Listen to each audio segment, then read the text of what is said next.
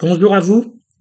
C'est bel et bien dans notre contexte qu'il faudra entendre le verset choisi pour ce jour, contexte de guerre et de peur, de viol et de meurtre, de crise financière et politique.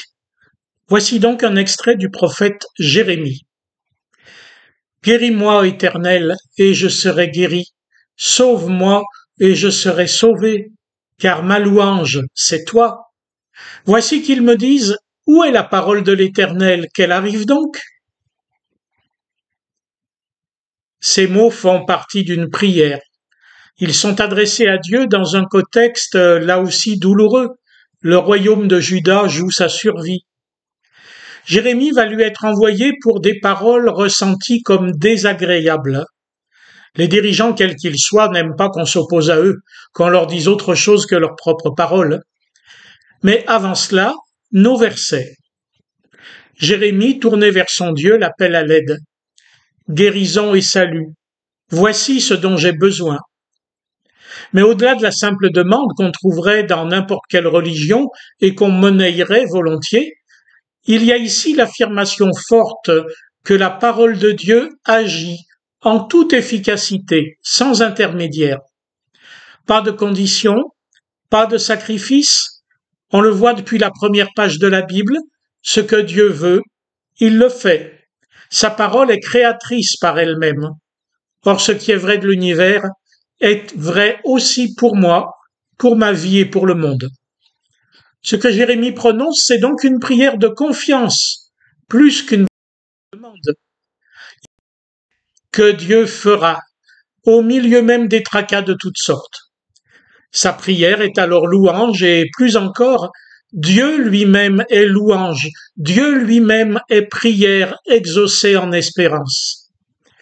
Car on ne sait qu'on peut lui faire confiance que dans la relation personnelle avec lui.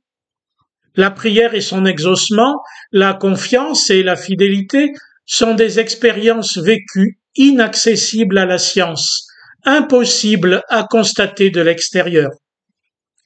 De l'extérieur, ils me disent. De l'extérieur, on ne voit pas Dieu, on ne le connaît pas, on ne peut pas lui faire confiance. Existe-t-il seulement? Pense-t-il à nous qui prétendons être à lui? À quoi nous sert-il? Car de l'extérieur, on se demande où est la parole de l'Éternel? Reproche adressé aux prophètes, reproche adressé aux croyants. Où est ton Dieu? Pourquoi ne fait-il rien? Pourquoi n'est-il pas à notre service? Pourquoi le mal, la souffrance, la guerre?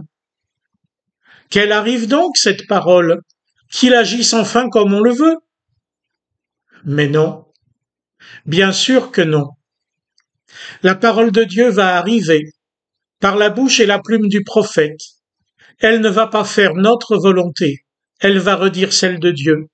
Et ce sera à nous de la faire, de lui obéir, de la mettre en œuvre. Jérémie va s'adresser aux grands de son peuple. La parole de Dieu est adressée par Bible, par prédication et scène, par vive voix et par voix électronique, aux puissants et aux pauvres, à tous ceux qui attendent et à tous ceux qui n'attendent pas. Rien ne sert de se boucher les oreilles ou de se moquer des croyants et de Dieu. La parole est adressée depuis toujours. La parole est celle de la croix. Dieu vous a donné sa vie. Qu'attendez-vous pour la vivre au lieu de vous plaindre? La catastrophe est le résultat de la faute des humains, en particulier des décideurs évidemment. Mais la guérison et le salut sont l'œuvre de Dieu en Jésus-Christ. Vous laisserez-vous guérir, dit Dieu?